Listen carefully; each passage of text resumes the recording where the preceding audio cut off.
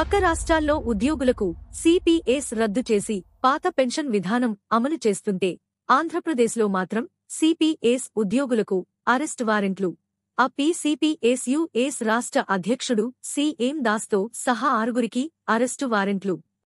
సిపిఎస్ను రద్దు చేసి పాత పెన్షన్ను పునరుద్ధరించమని ఆ సిపిఎస్ ఆధ్వర్యంలో 2018 అక్టోబర్ 2న చేపట్టిన నిరాహార దీక్షను గత ప్రభుత్వం భగ్నం చేసి కేసులు పెట్టడం జరిగింది. సిపిఎస్ను రద్దు చేయడం మా అజెండా అంటూ అధికారంలోకి వచ్చిన జగన్ మోహన్ రెడ్డి ప్రభుత్వం సిపిఎస్ మీద మాట తప్పి మడమ తిప్పడం జరిగింది.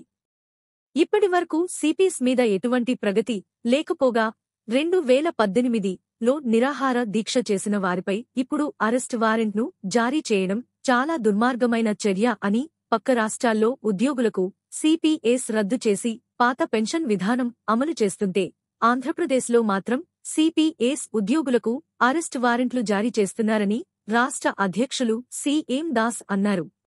ఇందులో హాస్యాస్పదం విషయం ఏంటంటే ఇవే కేసులను ఎత్తివేస్తూ ఈ ప్రభుత్వం జీవో నంబర్ 731ను 2020 జూలై నెలలో ఇచ్చింది.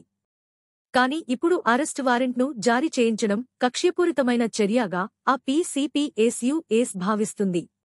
ఈ పరిణామాలను ఆ సిపిఎస్ తీవ్రంగా ఖండిస్తూ రాష్ట్ర కమిటీలో చర్చించి తదుపరి కార్యాచరణను ప్రకటిస్తామని తెలియజేస్తున్నాం. అరెస్ట్ వారెంట్ జారీ అయిన వారిలో ఆ సిపిఎస్ రాష్ట్ర అధ్యక్షుడు సి.ఎం. దాస్, ఖాజా, గిరీష్, వెంకట్రావ్, ప్రసాద్లతో సహా పల్నాడు జిల్లా ఆ టిఎఫ్ 1938 అధ్యక్షులు బెజ్జం సంపత్ కుమార్లు ఉన్నారు.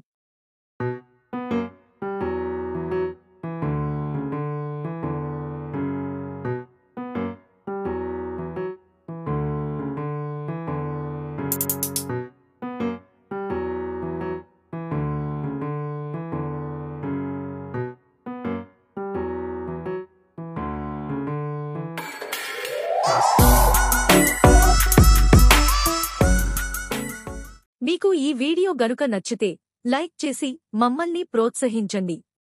ఈ వీడియో మీద మీ అభిప్రాయాలను కామెంట్ చేయండి, షేర్ చేయండి. మా ఛానల్లో వచ్చే తాజా తదుపరి వీడియోల కోసం సబ్స్క్రైబ్ చేసుకోండి. పక్కన కనిపించే గంట మీద నొక్కి ఆల్ నోటిఫికేషన్లు పొందండి. ధన్యవాదాలు.